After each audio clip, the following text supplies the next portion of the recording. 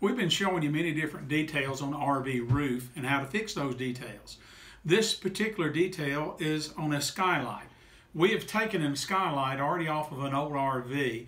Most of the time people are going to probably replace these because they've got quite a bit of age on them. We're going to use this one to show you what we're going to do.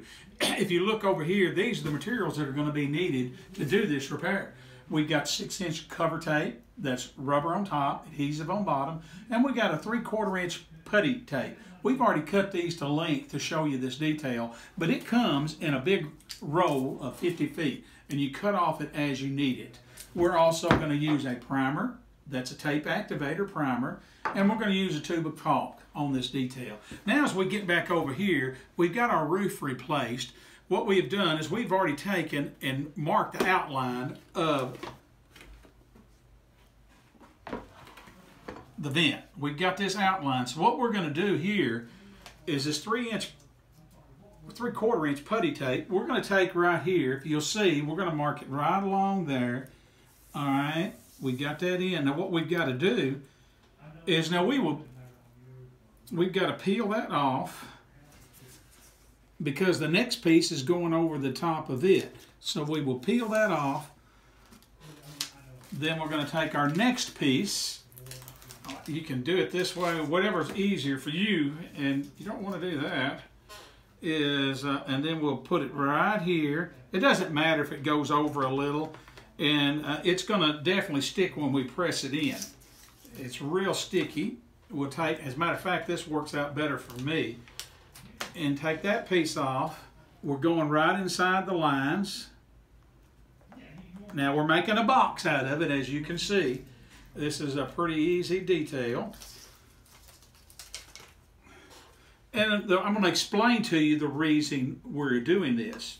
Now what we're doing is we're ready to put this back on to our roof. So what we're going to do is we're going to line it up, and we're going to, we see where our lines are. We're going to drop it in there, and then we're going to press it in. Don't worry about spending a lot of time pressing it in, because what we're going to do is we're going to take screws. You're going to take a drill gun, and you're going to drill the screws. It's going to go through the metal here. It's going to go through the putty and into the rubber. Now what it's doing is this putty is helping to seal it and make it pretty well watertight. Now, a lot of people, I'm not going to go ahead and put the screws in, but you can see what we're doing. Let's assume we got the screws done all the way. Now, one of the things that a lot of them would do, and you can do this, but I wouldn't do it on my own, is once the screw heads are in, they come up with a caulk, the white caulk, and they're going to caulk it real heavy all down through there. And then a lot of times they'll even come along here and caulk that. But every few years, we're going to be dealing with that. Remember that 6-inch tape that we were talking about earlier? This tape is the rubber based and adhesive built on. If you will look, when we show you here on this edge, that tape will come right along in here, and it sticks way out on the sheet.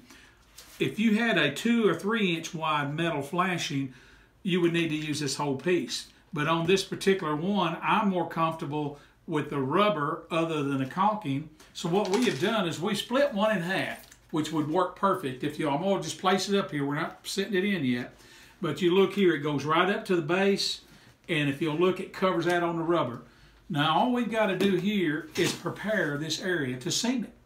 Now how we're going to do that is, first off, you see we got most of the caulking off here. A brand new piece, you will not have that problem. You're going to want to take our primer, and we're just going to do a small piece of it to kind of show you. You're going to want to take that primer, and you're going to want to, you can use a regular rag, or you can use a Scotch-Brite, it doesn't matter. But be sure to get it on the metal good and on the rubber good. As you see, we're rubbing that down. This is what's going to make it stick and stick good and permanent. So once we have done this all the way down, what we're going to do is we will let it dry in just a minute, and then we're going to lay that in. And since we're going to do this for the demo purpose, we're going to go ahead and lay it in. See, now I've got it in position. Look, I may be 3 or 4 inches past that. It wouldn't hurt if you were 4 inches past on each side. Now, what we're doing, we're in position. Since it's such a short piece, it's probably easier for someone, or even you, let's take and peel this release paper off. And you're not reaching far. And if you'll look, I'm going right up to the base of that. I'm laying it in, and I'm going to rub it in right there. And then we have a wood roller that you can get. It's actually, it's what I think they're called Red Devils, but it's a little wood roller. And we would take and we're going to roll this area here. We're going to roll it down here, and that's making it seam down. So right now, we've got a tight, watertight seam on that side, but we've got to make a box. So now we'll take this other piece, and we're going to do the exact same procedure over here. Now we like here, and we like here. Now you're going to wonder, well, let me show you what we got to do here. Is this is seamed down, and this is seamed down. But we've got to have a piece to go over this. So we got this in here, and we got another piece of this, and I'm just eyeballing. I'm going to go ahead and split this piece right here. And now, all right, just remember, we put the primer down, we released our release paper, this is stuck.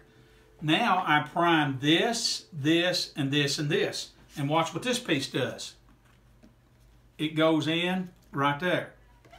We're going to release paper, you're going to turn it in and make a seam. But look right here. We definitely still got to use caulk. See this little gap right here? You're going to have to take and fill that full of caulk. That's the way you're going to press it in. And if you'll look right here, as we go in, you're going over the top. So it makes a little bump and it folds down into it. But we're going to caulk here and here on your four corners. And also out right in here. So even though we're not using caulk to do all of it, we're going to use it to help on that.